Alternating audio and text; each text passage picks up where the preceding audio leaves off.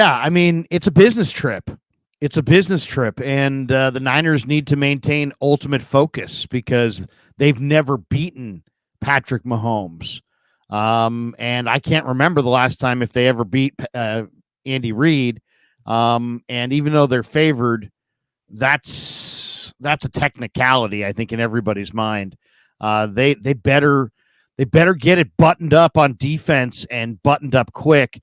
And Matt Barrows put out a tweet this morning or late last night that when Fred Warner, Damon, got the group together, and we talked to Warner yesterday, and Warner said some very interesting things. One of the things he said was, when he was asked about the run D, which the Niners have given up 5.6 yards per carry in the playoffs, he said, he was like, what was the reason for that? He's like, not giving great effort as a group. Well, I mean, seriously, when is it? I mean, you're not giving great effort as a group. I mean, that's unacceptable across the board. You're talking about the playoffs, and now you're talking about the Super Bowl.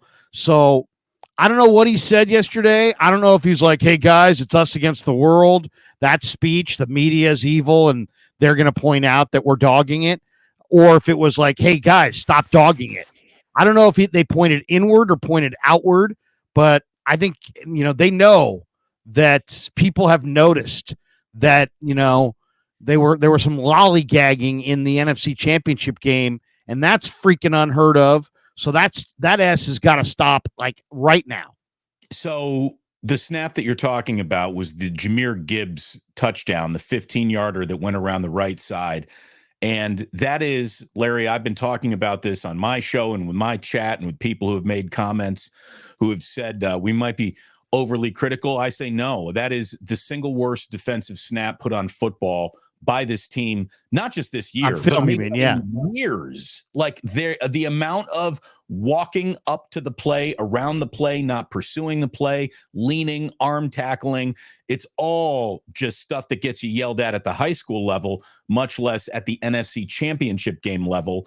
And Chase Young, unfortunately for him, was the star of that horrible snap video that we've all seen. Could see it in real time. You go back and you look at the replay, it only gets worse. And you brought it up yesterday. You brought it up with Kyle Shanahan about Chase Young dogging it on that particular play. Take us through that interaction.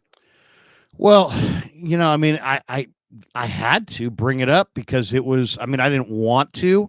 And I was driving down there and I'm like, what I saw, and what you just said, Damon, is so spot on. It was the worst example of dogging it I've seen on film in a long time. Well, when you consider the game and the stakes, that was the worst gag, the worst, the worst Jake in it I've ever seen in my life. And so I'm sitting there driving down there going, well, wait a second.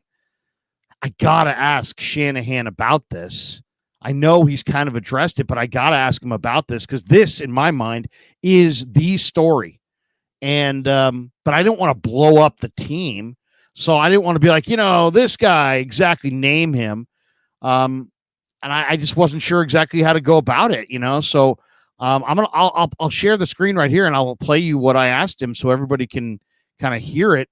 105,000 people viewed this tweet yesterday. Here it is, Shanahan from yesterday. Here we go. Let me get this to the start. Me and Shanahan.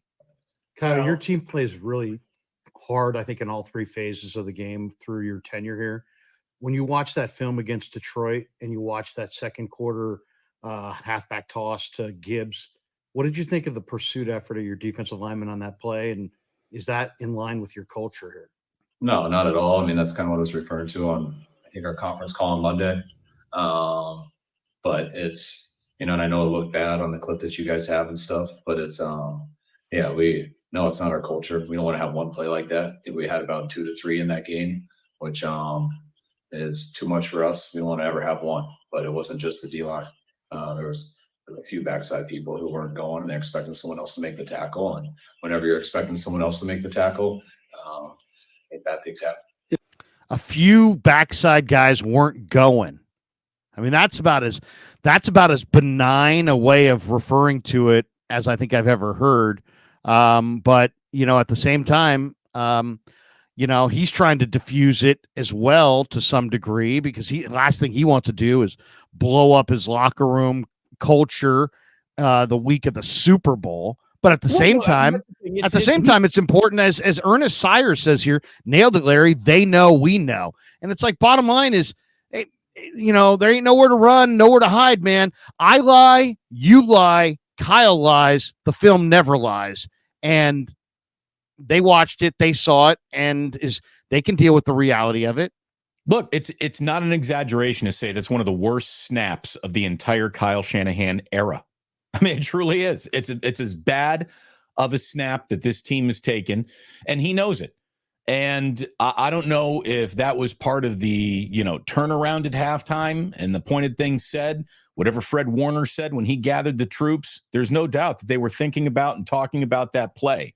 If that play and that film is offensive to us, the layman, imagine how the professionals feel about it themselves. Right. No one ever wants to be in the low light.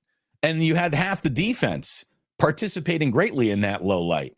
So, again, I think that this team didn't need the lesson of how important any of these games were, because they've been in it. They're experienced. But they got, in both the divisional and the conference championship game, they got a little religion scared into them. And I think that that's going to benefit them as they get ready to play what is now, no more debating it, the biggest game of the year. And what a critical 48 hours it's been in terms of the biggest, other than the actual game itself. There's probably no more 48-hour window that it's going to determine the winner or loser than the one that we are either coming out of or ending. We're in it right now, Larry. Like, full game plan install is in.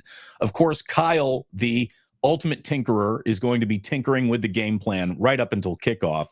But the full install of the idea and all the game day must have this, must have that, that has all been, given to everybody in a playbook, and has probably already run a few plays that they might not have had at any point in time in the season, just to catch Andy and Steve Spagnuolo off guard with a little something new.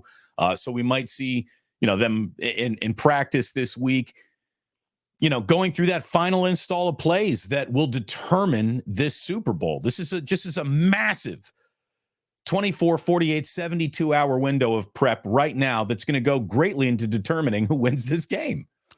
It's a hell of a point. Geo Kane in the chat drops this one, Damon, and we don't always react instantly to the chat, but this is a great one. He says those two games couldn't do anything but help the 49ers for this big game. I mean, that's the thing. Last time the Niners went to the Super Bowl, they rolled Minnesota, rolled Green Bay, ran the ball down their throat, got to the Super Bowl, and then had to lean on Jimmy G to throw the ball against a good Kansas City team, and he made just enough mistakes, and they made just enough mistakes collectively to get beat by a really good Chiefs team. This year, the Chiefs roll in, beating Buffalo in Buffalo, beating Baltimore in Baltimore, while the Niners slip in by the skin of their teeth with two very underwhelming performances against flawed teams and flawed defenses in Green Bay and Detroit. And they're in this game, and it's like, you know what? I kind of think that the combination of how poorly they've played and this whole thing about, are they jaking it? Are their guys going 100%? I have a feeling they're going to fire in a big, bad way on Super Bowl Sunday and get the ring. We'll see if it happens, but I kind of like the way it's set up, to be honest. Look, if there were any believe in your own hype or thinking too much of yourself, that has certainly been taken away from them, right, in the last couple of games. And it really is the opponent that just makes you, if there's no days off against most of the NFL, there are 0 days off against the Kansas City Chiefs in the Super Bowl. And they know that. And look, I had Nick Wright on the show this week, and we were all over our Brock Purdy debate. And I thought it was a good debate. I really did. I think Nick is wrong. And if the 49ers win the Super Bowl, he might even lean into the fact he might have gotten it wrong. But the one thing that he did say that was impossible to argue with, that if the If the 49ers have played a sequence of games here, Larry, that will install further confidence in them here in the big game, look at what the Kansas City Chiefs have done. The Kansas City Chiefs in 3 games here have basically rolled out one of the greatest 3-game stretches of football we've seen in the postseason in a while. You know, they beat the Miami Dolphins in the freezer of a frozen Arrowhead Stadium on a very chilly night. Then they go to Buffalo, a stadium that was just at full throat and just insane. That game was delayed. There's a lot of weirdness around it. They go and they win that game. Then they roll into Baltimore. And even though that score was sort of tight, the game really wasn't. I mean, they really served up a beat down of Baltimore, even though the scoreboard didn't reflect it. They controlled that football game. And these are, wildly impressive wins that they've had. So if you're Kansas City, you're coming in here thinking, well, there's nothing stopping us now. So this should be, like you said, everyone's coming out to fire. Everyone involved in this game has got a little badassery about them. So it should be a hell of a football game. There is no doubt about it.